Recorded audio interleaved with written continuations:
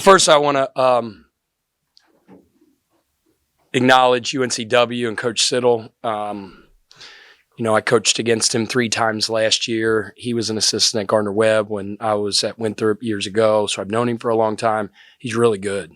He's a terrific coach. I have an unbelievable amount of respect for what he's doing, what he's building. They're difficult to prepare for. They lost a bunch of guys, like we lost a bunch of guys, and they retooled quick, and they're a championship caliber team. And we'll see them again in however long it is, a month, and it'll be an absolute battle like it was tonight. Rivalries are great. Rivalries are cool about it's what college basketball is all about. And this atmosphere tonight was what college basketball is all about. It was electric.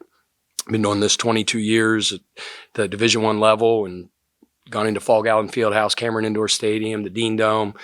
Like this was as electric of an atmosphere as you're going to play in. And I was proud of our guys, how they responded. We got out to a lead.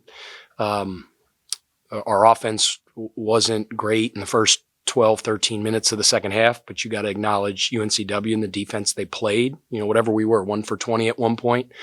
I thought we were shooting a lot of, we want big advantage shots, and I don't think they were big advantage shots, but they were forcing us into those.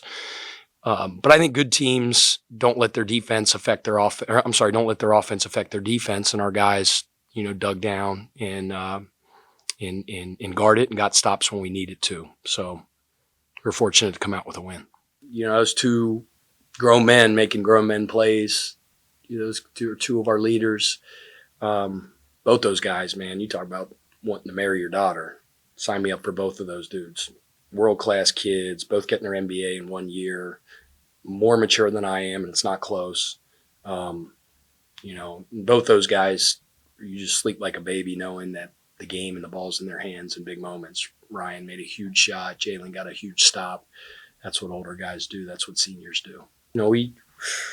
It's what we harp on every day. Like, they have a great culture, UNCW, and they have pillars that they believe in. And I see them on the wall out there, and I'm sure they adhere to it. And, one of ours is competitive excellence. And what that means is, a June summer school repetition in a drill, you treat that like it's the most important repetition of your life. And we just have, we pride ourselves on having a high standard and then holding ourselves to that standard every day. And the reason is we say, when the stakes are the highest and the lights are the brightest and the moment's the biggest, you don't have to rise to the occasion. You have to revert to, you can just revert to your training. So, when that last 4-minute war and we're sitting in the media and they took the lead, I just looked in those guys' eyes and I saw dudes that weren't afraid and they were ready for the moment and stepped up and made plays. They're a championship caliber team too. So that's why it's going to be the same thing in several weeks. Yeah, a little bit. I just said, I just looked at him and I just said, we gotta work hard for big advantage shots. And I felt like we were settling. I as you guys know, and you've heard it before, I make coffee nervous. Like, I'm not the calmest person in the world, but in an environment like that, I had to try to tell myself to, like, when I get in those huddles and those guys look at me, they can't see me, even though I'm like that every day. You've been to practice, every day, but I tried, for them to see me as a calming presence and not losing my mind about the horrible shots we were shooting. It's just like, fellas, we got to, Skip Prosser, my mentor, used to say, you can't shoot your way out of trouble. You got to execute your way out of trouble.